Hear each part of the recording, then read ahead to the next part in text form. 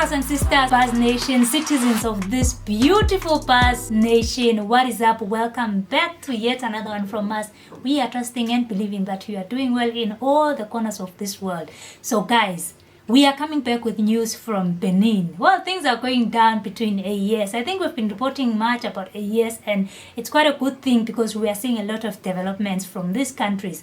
This is what is currently happening. So, Benin has decided to punish Niger by blocking the export of Nigerian oil through the Semekrake terminal. Some few months ago, I think about 4 or 5 months ago, we had seen Benin reopening its borders to Niger after realizing that they are the ones making a lot of losses, despite wanting to punish Niger after an order from ECOWAS to close its borders. And we know that Niger had been relying on the Beninese port, for exporting its oil. So Benin decided, okay, well, we can now reopen our borders. Well, this is after they realized that they are the ones who are making losses actually instead of Niger. So they decided to reopen their borders.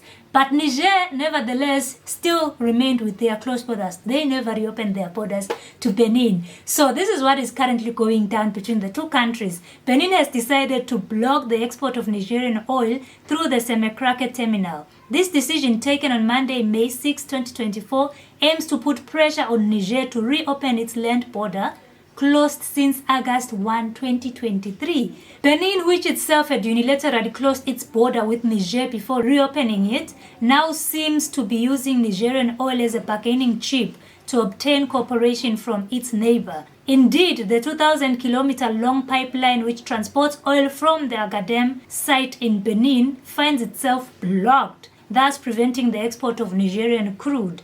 This decision will have significant economic consequences of both countries. Niger is deprived of a crucial outlet for its oil, while Benin loses considerable revenue linked to the transit of goods. Benin's decision was notified to the Chinese embassy in Benin and the Chinese company China National Petroleum Corporation (CNPC), which is in charge of the pipeline project. So, guys, this is just a retaliation strategy by Benin because Niger, Abdurrahman Chiani still maintained his decision to keep his borders closed despite this guys reopening, and trying to be good friends with them. Remember that Niger got a very big deal. I think it's about $400 million of selling crude oil to China. And some of you are not excited about the fact that they are selling crude oil to China instead of selling it as finished products. But, well, it's a deal, and we had said that we hope that Chiani knows what he's doing. Even if they are selling it as crude, they are making, some profit, something worth whatever they are selling to China, because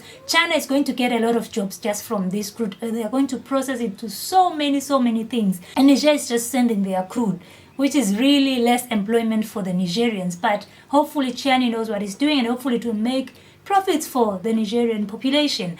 So these guys decided, you know what, we know that you guys have a deal with China and you are about to get some millions of dollars from this deal, but the only way to go through to China is through our port, and we are blocking that. So if we can block that and you lose on your millions, then maybe you listen to us and reopen the borders.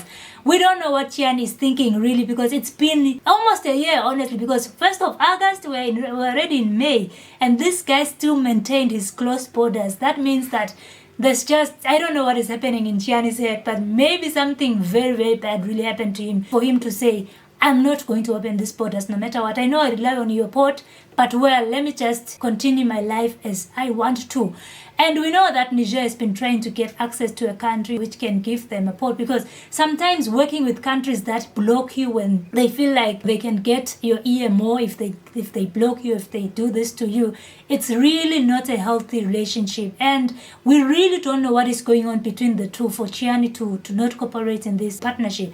And at some point, I think it's last year, they cancelled their military part between the two countries, Niger and Benin. So something is really happening, something is really going on for Chiani to not even be bothered about this, and it's going to make losses for him, because if they are going to close this, and we can see that this has been notified to the Chinese embassy in Benin and the company CNPC, it means that the deal that Niger has with China is about to go really, I don't know if it's going to be closed or what will happen to it, because if you are blocking the pipeline that is the only way to transport my crude oil to this country that has already shown interest of buying, then it means that I'm going to make losses. I don't know if Chiani is ready to lose all of these millions just because he cannot maybe have this sit down and come to an agreement with Patrice Talon. We really don't know what is happening, because this is a lot. Even Chiani is going to lose on this, but Benin is yet to lose more and more and more, because they've been losing. I mean, at some point we had seen the Beninese port, after they had closed their borders to Niger, it was so empty, guys. Not even a single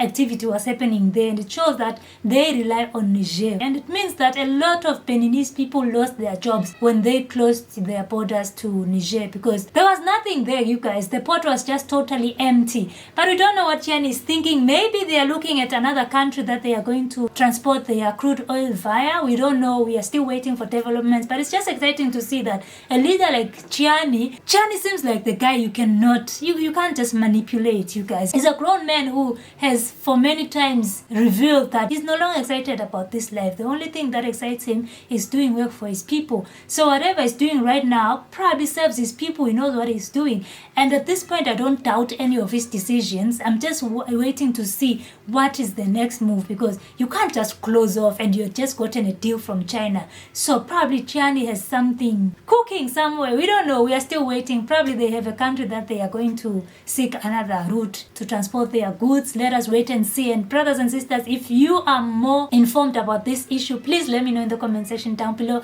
I'd love to hear from each and every one of you.